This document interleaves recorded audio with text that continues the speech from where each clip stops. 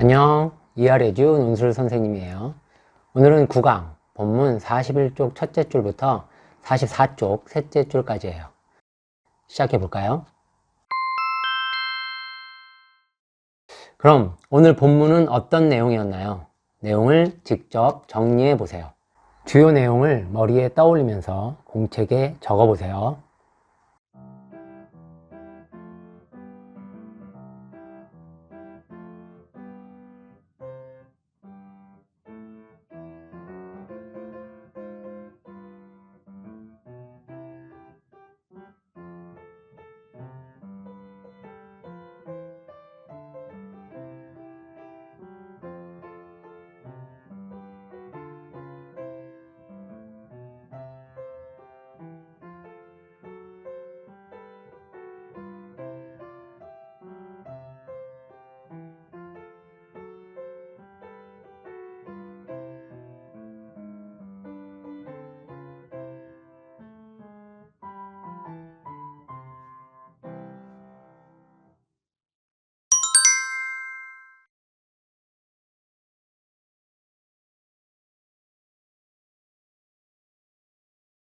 오늘 내용은 낚시를 위해 항구를 벗어나 먼 바다로 나가면서 눈에 보이는 풍경과 자연에 대해 생각하는 노인으로 요약할 수 있겠네요.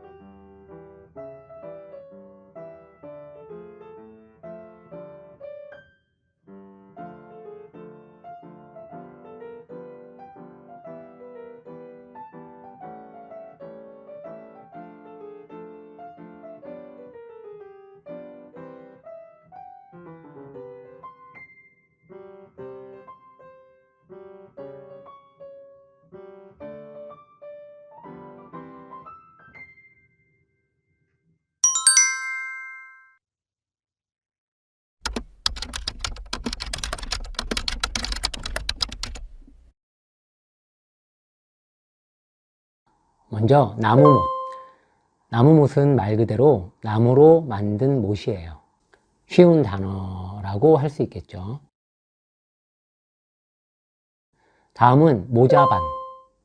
갈조류 모자반과의 해조.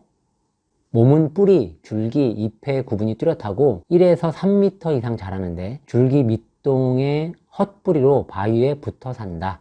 잎은 타원형으로 짙은 갈색이나 말리면 파래진다. 식용하거나 비료로 쓰고 태워서 칼륨을 만들기도 한다. 바닷가 간조선 이하 암석지에서 많이 나는데 한국, 일본, 태평양 등지에 분포한다. 우리가 일상에서 잘 쓰는 단어는 아니에요. 그래도 화면 속 그림을 보면 어떤 걸 말하는지 짐작할 수는 있을 거예요. 다음은 호의. 호의는 친절한 마음씨 또는 좋게 생각하여 주는 마음을 뜻해요. 어떤 영화에 이런 대사가 있었어요. 호의가 계속되면 그게 권리인 줄 알아요. 여러분 중에도 경험한 학생이 있을 거예요. 그렇게 하지 않아도 되지만 좋은 마음으로 더 잘해준 건데, 그러니까 호의를 베푼 건데, 이게 몇 번 반복되면 나중에 그렇게 안 했을 때 상대방이 왜 안 해주냐는 식으로 나오는 경우가 있어요. 그게 사람 마음이고 사람 욕심이죠. 하지만 우리 친구들은 안 그렇죠? 맞아요. 그게 잘하는 거예요. 나에게 친절하고 잘해주는 사람이 있으면 그 사람한테 항상 고마움을 느껴야지, 그걸 너무나 당연하다고 생각하고 계속해서 더 많은 걸 바라면 안 되는 거예요. 남하고도 그렇고, 가족은 조금 다르지만 그래도 가족에게도 그래야 해요. 알았죠? 부모님, 형제, 자매에게 늘 감사해하고 고마워할 줄 아는 우리 친구들이 되길 바랍니다.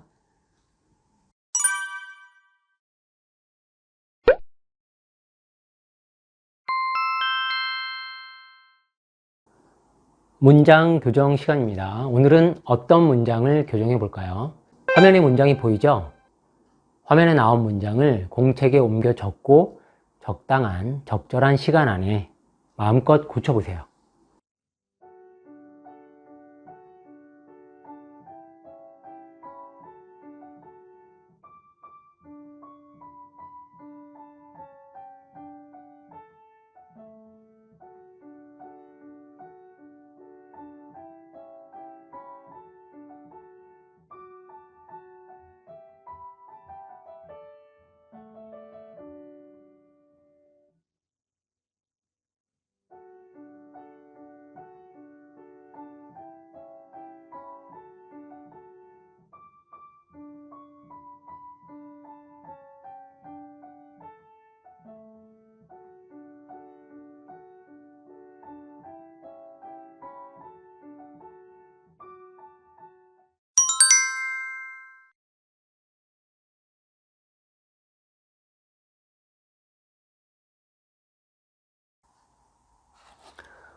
잘 고쳤나요?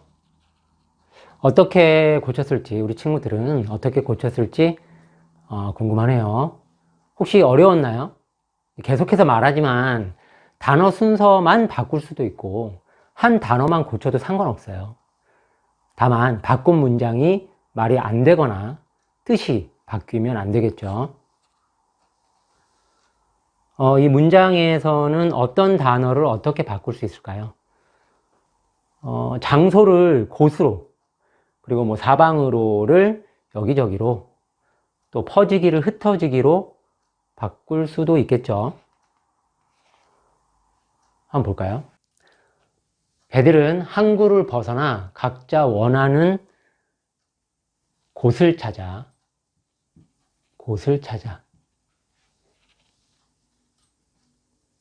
여기저기, 여기저기, 흩어지기 시작했다. 어떤가요? 또 이렇게 바꿀 수 있죠. 배들은 항구를 벗어나라고 했는데, 항구를 벗어난 배들은, 이 주어를 이 항구를 벗어난으로 해서 이렇게 수식을 해주는 거예요. 수식. 그러니까 항구를 벗어난 배들은, 그러니까 이 문장, 원문장과 이 항구를 벗어난 배들은으로 시작하는 문장으로 교정을 한다면 그 두 개를 비교했을 때, 원문장은 배들이 항구를 벗어나서 원하는 장소를 찾아 사방으로 퍼지기 시작하는 그 일련의 어떤 움직임을 그냥 순차적으로 표현했다면, 항구를 벗어난 배들은으로 시작하는 문장은 이미 배들이 항구를 벗어난 상태에서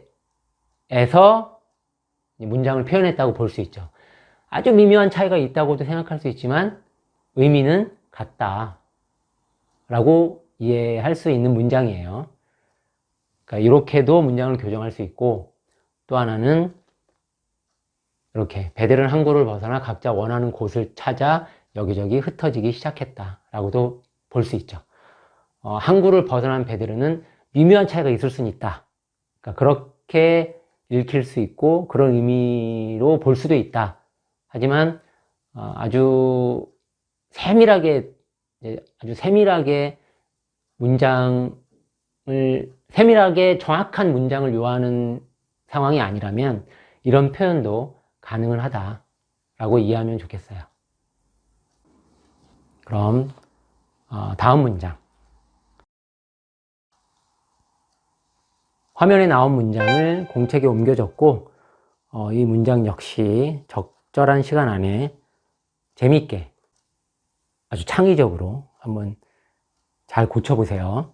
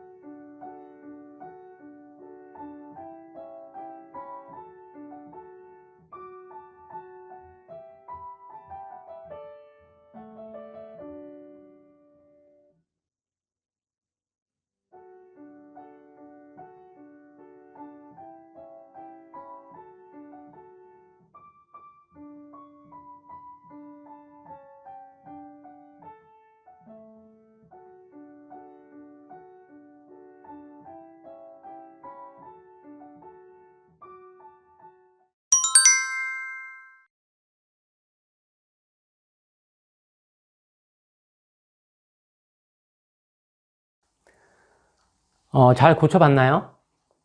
이 문장은 또 어떻게 고칠 수 있을까요? 하지만 역접의 접속사인데요. 접속부사. 이것을 그러나로 바꿀 수도 있을 것 같고요. 그리고 또 말을 뭐 이야기 또는 얘기로 바꿀 수도 있겠죠.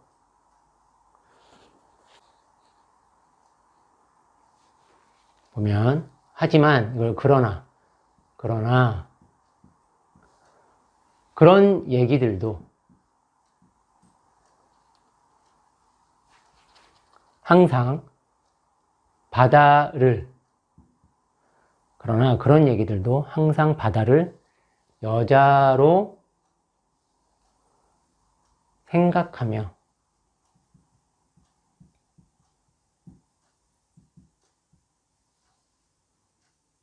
하는 얘기들이었다.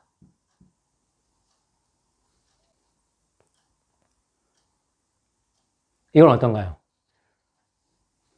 그러나 그런 얘기들도 항상 바다를 여자로 생각하며 하는 얘기들이었다.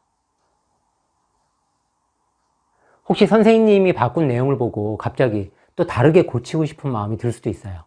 그럼 참고해서 다시 바꿔보는 것도 좋아요. 이 오가는을 여자로 생각하며 주고받는 얘기들이었다. 주고받는이라고도 얘기할 수 있겠죠? 바꿀 수 있겠죠? 그러니까 하지만 그런 원래 문장으로 보면 하지만 그런 말들도 항상 바다를 여자로 생각하며 주고받는 말들이었다. 뭐 그런 얘기들도 그런 얘기들이었다. 뭐 다양하잖아요. 이 중에 뭐 하나만 고치고 또는 2개 고치고 뭐 전에도 얘기했지만 그렇게 해서 문장을 여러 가지 문장을 만들 수 있죠. 여러 개의 문장을 뭐 늘 하는 얘기지만 최고의 문장을 찾는 게 아니고 하나의 문장을 그러니까 어떤 정답의 문장, 그러니까 최고의 문장 하나만을 찾는 게 아니고 하나의 문장을 같은 뜻의 다른 문장으로 표현하는 방법을 배우는 게 가장 크고요. 그런 것들 중에서 이제 비교를 해서 자신이 가장 좋은 문장을 선택하면 된다는 말을 하는 거고, 그러니까 그것이 목적인 학습인 거고, 그러면서 이제 그런 과정을 거치다 보면 표현력과 문장력, 그리고 어휘력과 사고력을 키울 수 있다는 얘기예요. 다른 단어를 생각해 보게 되고, 다른 구성을 생각해 보게 되고, 그러니까 여러 가지를 생각하게 되잖아요. 그러니까 어휘력, 사고력, 문장력, 그리고 표현력을 기르는데 매우 도움이 되는 과정입니다. 열심히 즐거운 마음으로 고쳐보세요. 오늘의 수강생 교정문이에요.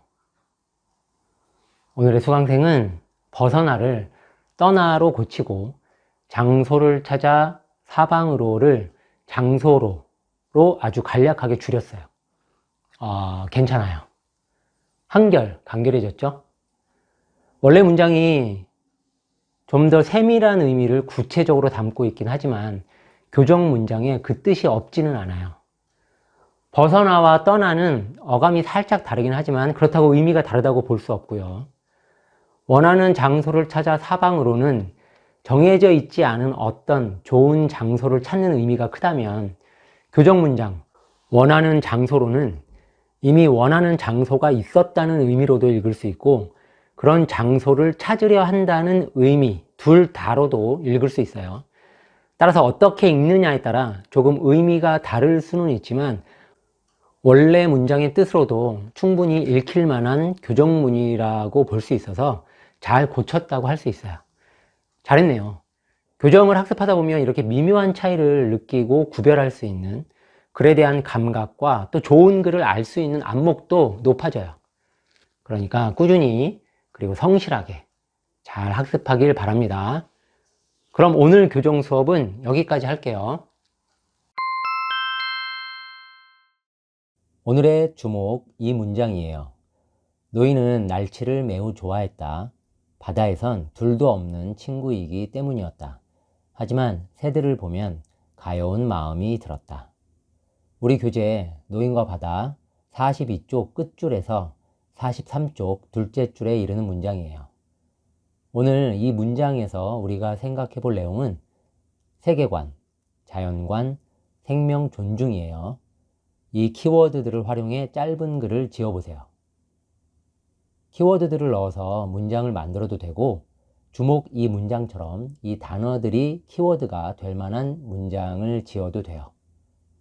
이 키워드 또는 주목 이 문장에서 느낄 수 있는 내 생각을 글로 표현하는 거니까 생각나는 대로 글을 쓰고 이어지는 선생님의 설명과 비교해 보세요.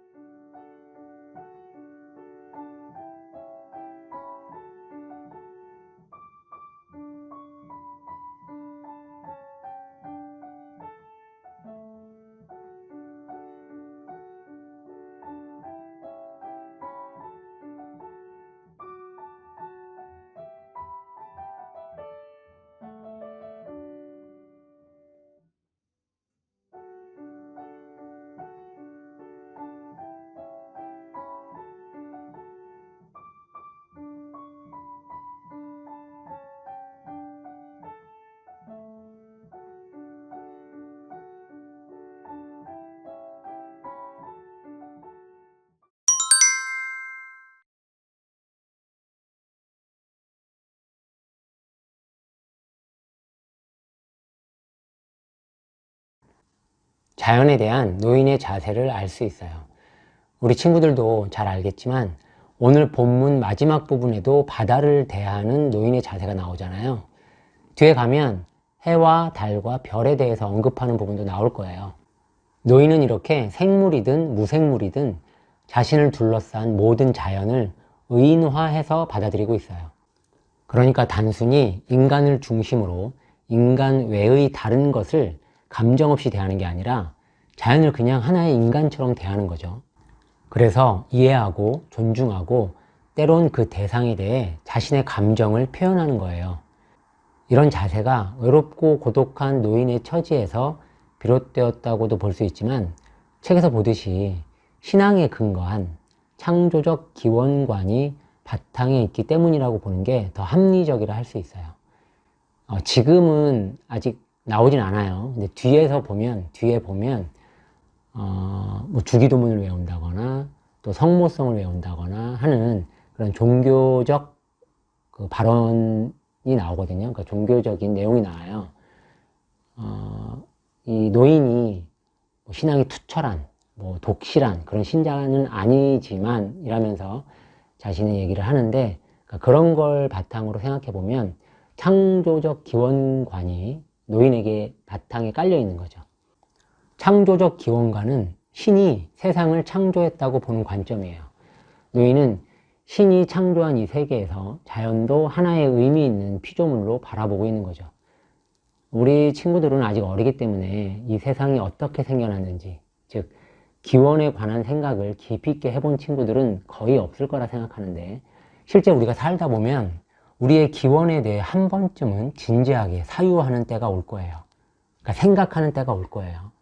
또는 올 수도 있어요. 이 세상은 어떻게 시작됐지? 나는 어떤 존재일까? 이런 철학적 질문을 스스로 해보는 거죠. 기원에 대한 관점은 우리가 살아가는데 바탕이 되는 세계관과도 직접적으로 연결되기 때문에 이런 사유, 이런 생각은 자연스럽고 중요한 과정이라 할 수 있어요. 나중에 여러분이 좀 더 성장하면 선생님의 이 말을 떠올릴 친구들도 분명 있을 거예요. 그리고 이것과 함께 우리가 생각해 보면 좋을 내용, 노인이 자연을 대하는 태도를 통해서 우리도 자연을 좀 더 따스한 관점으로 바라보며 아끼고 보호해야겠다는 생각도 해볼 수 있죠. 노인처럼 생각할 필요까지는 없지만 그래도 동물의 생명을 존중하고 우리가 자연의 일부임을 자각하면서 서로 조화롭게 살아가기 위해 노력해야 해요. 특히 반려동물에 대한 관심이 커진 요즘에야말로 이런 생각이나 태도는 꽤 중요하고 필요한 일이란 거 아마도 다들 잘 알 거예요. 우리 모두 자연과 조화롭게 살아가는 멋진 사람이 되도록 노력해 봅시다. 알겠죠? 어때요? 여러분이 쓴 글 내용과 선생님 설명이 비슷한가요? 혹시 다르다면 어떻게 다른지 생각해 보세요. 생각이 틀린 게 아니라면 모두의 생각이 꼭 같아야 하는 건 아니에요. 다만 틀린 생각을 그럴듯한 표현으로 포장하면 안 되겠죠? 옳고 그름을 잘 분별하기 위해서라도 책을 통해서 생각의 폭을 넓히고 깊이 사고하는 습관이 중요해요. 우리는 이 학습을 통해 생각을 정리하면서 때에 따라 확장하기도 하고 자신의 가치관 또는 세계관을 차근차근 쌓아가는 거예요. 사고력과 문장력이 함께 성장하는 거죠. 계속 강조하지만 그냥 대충대충 하면 안 되고 진지하게 생각하고 글로 잘 표현하려는 노력을 함께 할 때 그 효과가 훨씬 더 크다는 거 잊지 마세요. 그럼 오늘 ER에듀 논술 알짜 강의는 여기서 마치고요. 우리는 다음 시간에 또 만나요. 안녕.